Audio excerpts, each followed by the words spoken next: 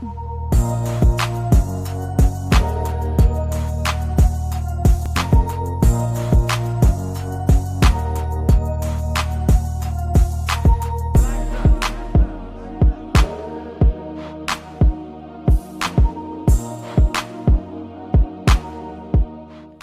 going on, guys? It is Sneed from Sneed Mobile Tech, and in today's video we're going to do something a little different.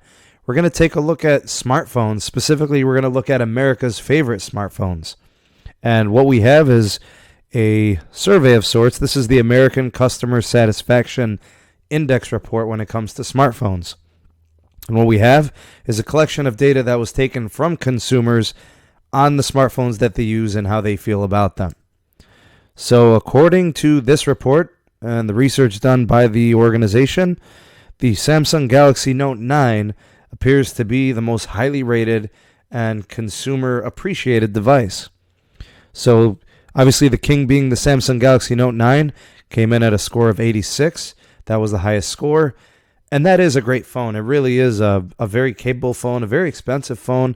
I'll talk more about that later. Number 2 is the iPhone X. Other runners-up included Samsung Galaxy J7 Prime, the S8 Plus, the iPhone 8 Plus, and the iPhone SE. That kind of rounded out the first 5 or 6 devices. Now, Samsung and, obviously Apple are always going to dominate the list. They're the most frequently bought phones, and we're talking about here in the U.S. They're also the most premium, the most expensive, but they also are very loaded in features, and there's a lot of loyalty to the brands there with Apple and Samsung. The only phone that was not an Apple or Samsung device in the top 10 was the Moto G7, which came in at number 7 in terms of rankings. Rounding out the top 10, you have the Samsung Galaxy S9, S9 Plus, iPhone 6s Plus, and iPhone 7 Plus. So it's kind of cool to see that some of the older iPhones are still in there. The 6s Plus, the SE, the 7 Plus. Also, the older Galaxies like the S8 Plus, S9s, there's a lot of new iterations of those phones, but people still really seem to be appreciating them. Customers surveyed cited texting ease and reliability as a measure of overall satisfaction of a device. I thought this was kind of interesting. They also cited reliability as part of satisfaction. They rated battery life as the least important thing in terms of overall satisfaction. I thought this was stunning. I really value battery life, and it's an important decision-making tool in whether or not I buy a phone.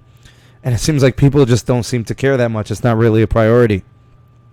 So here are some of my takeaways, the SMT takeaways. Number 1, I'm not surprised by Samsung and Apple dominating this list. I mean, obviously, them having the top spots comes as no surprise to me. The Note 9, the iPhone, 7 Plus, 6s Plus, these larger, more expensive devices at launch, they seem to be the most appreciated. They've done the highest in sales. They have the most loyal customer bases and the most premium offerings. Another thing I took away, I'm kind of surprised that, a couple mid-rangers snuck in there, which is great to see. Budget devices were in there. A couple from Samsung as well as one from Motorola. The stressing of the texting over battery life, what is that? How is battery life not important to people? Maybe it's just me, I guess. But if your phone is dead, it's no use to you. So battery life is important to me. I was surprised to see how low it was as a priority to others. Obviously, user experience, software, battery life, durability, sound quality, calling, and media, all that would seem like it's important to me. Wasn't really stressed too much from others. These are glass slab devices that break very easily. And I was kind of surprised to see all the phones on this list seem to be so brittle and easily damaged. And also small non-removable batteries were, ran rampant through this list. I was just stunned by that. Just to give you guys some images of what the phones were that were in this top 10. There in the screencast, you guys will see the Samsung Galaxy Note 9. Flagship device from Samsung. It's got that legendary stylus pen, the S Pen. Great design phone. $1,000 at launch. I want to say when it was new. Now you can get them somewhere between the range of $500 to $800, new or used on eBay, things of that nature. Here's the Samsung Galaxy J7 Prime. I think at launch it was about $250, more of a mid-ranger. Currently, I think you can get them between like 150 to 200 new. And on eBay, I think used or on prepaid, you can get them for under $100. Here is the Samsung Galaxy S8 Plus. I believe new, they were around $700. Don't quote me on that, but I feel like that's a very realistic number. Currently, I believe they're well under $400, even new, and I think used they're around $200 or $250. So at launch, quite expensive. That was a premium offering.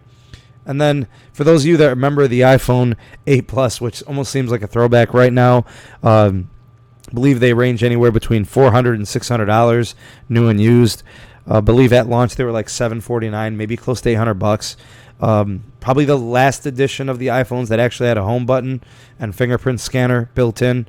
Now everything's facial recognition and gesture based, so kind of the last of a dying breed. I want to hear from you guys what you think about all of these new, these conclusions from the survey. I thought it was interesting, the devices that cracked the top 10, a couple mid-rangers snuck in there. Some of the things that people consider to be important when deciding whether or not they're satisfied with a phone. You know, Apple and Samsung dominating. You guys let me know what you think of any of these revelations. Maybe you're not surprised. Maybe you are. Go ahead and drop me a line in the comment section. I'd love to hear your thoughts and opinions there. I think I'll leave it at that. Go ahead and like this video. If you want more videos like this, go ahead and let me know in the comment section below. Share this video. If you haven't done so already, please, by all means, go ahead and subscribe to the channel. Ding the notification bell so that you know whenever an SMT video is uploaded, and you guys will be the first to know. For those that want to get more involved with the SMT community, there are a couple links in the description box below. One for the Discord server, the other for the Patreon page, if you're looking for something a little more from SMT. And if you'd like to support SMT production here on the YouTube channel, there's a PayPal link in the description box below if you'd like to make a monetary donation, small or occasional. Many thanks for those considerations. I think I'll leave it at that. Thank you guys for taking the time to watch this video. I am the SMT, and I will see you guys on the next video. Peace.